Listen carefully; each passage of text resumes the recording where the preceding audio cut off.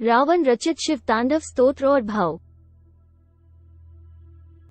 पहले स्तोत्र का भाव। उनके बालों से बहने वाले जल से उनका कंठ पवित्र है और उनके गले में सांप है जो हार की तरह लटका है और डमरू से डम डम डम की ध्वनि निकल रही है। भगवान शिव शुभ तांडव नृत्य कर रहे हैं, वे हम सबको संपन्नता प्रदान करें।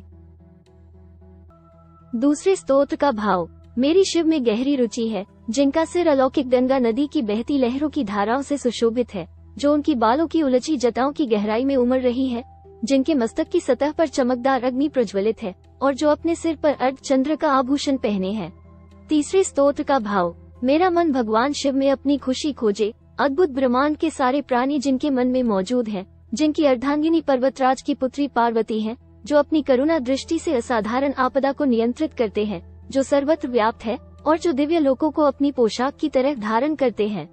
चौथे स्तोत्र का भाव। मुझे भगवान शिव में अनोखा सुख मिले, जो सारे जीवन के रक्षक हैं। उनके रेंगते हुए सांप का फन लाल भूरा है और मणि चमक रही है। ये दिशाओं की देवियों के सुंदर चेहरों पर विभिन्न रंग बिखेर रहा है, जो विशाल मदमस्त हाथी की खाल से बने जगमगाते दुशाले से ढका है।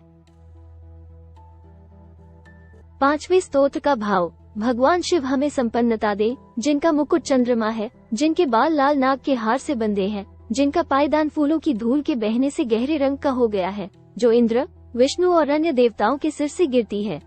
छठे स्तोत्र का भाव। शिव के बालों की उलझी जटाओं से हम सिद्धि की दौलत प्राप्त करें, जिन्होंने कामदेव को अपने मस्तक पर जलने वाली अग्नि की चिनगारी से नष्ट किया था, जो सारे देवलोकों के स्वामियों द्वारा आदरणीय है, जो अर्धचंद्र से सुशोभित है। सातवें स्तोत्र का भाव। मेरी रुचि भगवान शिव में है, जिनके 3 नेत्र हैं, जिन्होंने शक्तिशाली कामदेव को अग्नि को अर्पित कर दिया। उनके भीषण मस्तक की सतह दग्ध की घवनी से जलती है। वे ही एकमात्र कलाकार है जो पर्वतराज की पुत्री पार्वती के स्तन की नोक पर सजावटी रेखाएं खींचने में निपुण है। आठवें स्तोत्र का भाव। भगवान शिव हमें संपन्नता दे, वे ही पूरे संसार का भार उठाते हैं, जिनकी शोभा चंद्रमा है, जिनके पास अलौकिक गंगा नदी है, जिनकी गर्दन गला बादलों की परतों से ढकी अमावस्या की अर्धरात्रि की तरह काली है। 9वें स्तोत्र का भाव। मैं भगवान शिव की प्रार्थना करता हूँ, जिनका कंठ मंदिरों की चमक से बंधा है, पूरे खिले नीले कमल के फूलों की गरिमा से लटकता हुआ, जो ब्रह्मांड की कालिमा सा दिखता है, जो कामदेव को मारने वाले हैं, जिन्होंने त्रिपुर का अंत किया, जिन्होंने सांसारिक जीवन के बंधनों को नष्ट किया, जिन्होंने बलि का अंत किया, जिन्होंने अंधक दैत्य का विनाश किया, जो हाथियों को मारने वाले हैं और जिन्होंने मृत्यु के देवता यम को पराजित किया।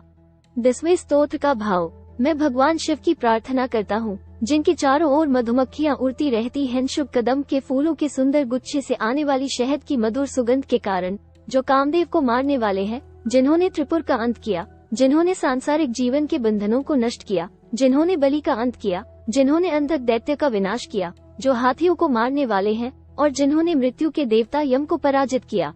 11वें स्तोत्र का भाव। शिव, जिनका तांडव नृत्य नगाड़े की धिमित धिमित तेज आवाज श्रृंखला के साथ लय में है, जिनके महान मस्तक पर अग्नि है, वो अग्नि फैल रही है नाग की सांस के कारण, गरिमा में आकाश में गोल गोल घूमती हुई। 12वें स्तोत्र का भाव। मैं भगवान सदाशिव की पूजा कब कर सकूंगा, शाश्वत शुभ देवता, जो रखते हैं सम्राटों और लोगों के प्रति संभाव दृष्टि, घास के तिनके और कमल के प्रति, मित्रों और शत्रुओं के प्रति, सर्वाधिक मूल्यवान रत्न और धूल के ढेर के प्रति, सांप और हार के प्रति और विश्व में विभिन्न रूपों के प्रति। 13वें स्तोत्र का भाव।